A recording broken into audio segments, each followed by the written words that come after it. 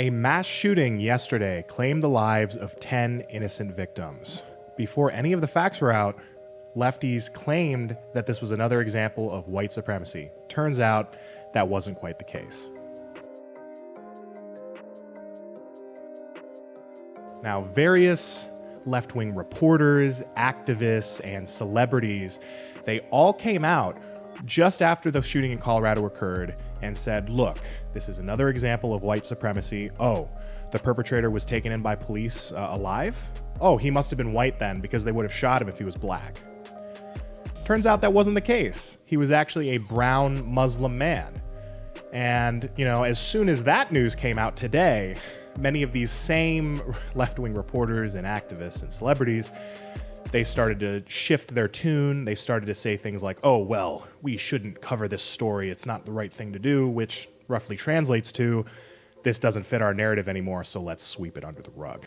We saw a similar case in Atlanta, Georgia last week when 8 people were shot in a massage parlor. Now, this time the perpetrator was white, and 6 of the 8 victims were Asian women.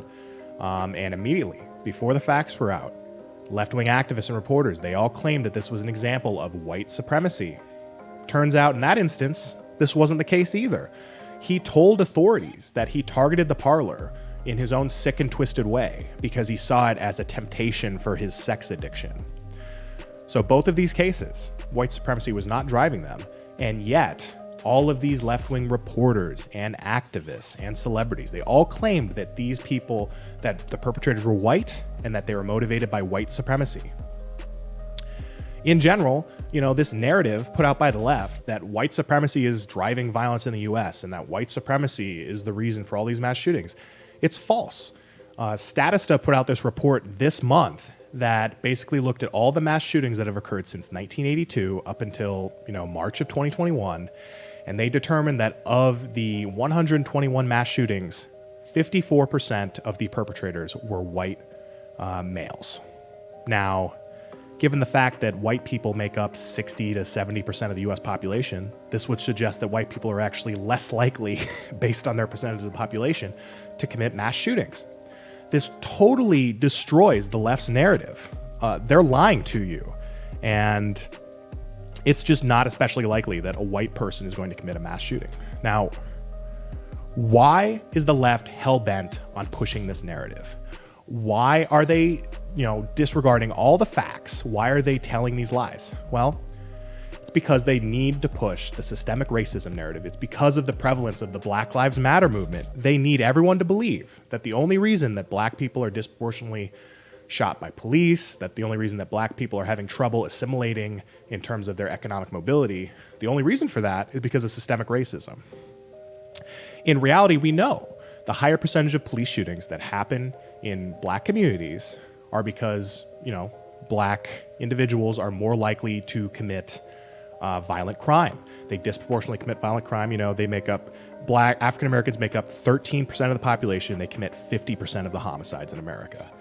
When that happens, you have more police presence in those communities, you have more interactions between black people and police, and you have more shootings of innocent and guilty offenders in those communities. And, the reason for this, a white supremacist, a true racist would tell you, the reason for this is that black people are inherently more violent. That is not the case. Anyone that tells you that should be discredited immediately. The reason for this is black communities are mired in poverty. They face many unique problems in the America of today because of the effects of historical racism, which have been exacerbated by left-wing policies. You have minimum wage laws. You have a lack of educational opportunity. You have the welfare state, welfare subsidies that basically tell you, well, if you're making this much and you're in poverty, you can get a subsidy. But if you make this much, we're going to take that free money away. So this incentivizes those communities to stay below a certain threshold to receive their free checks.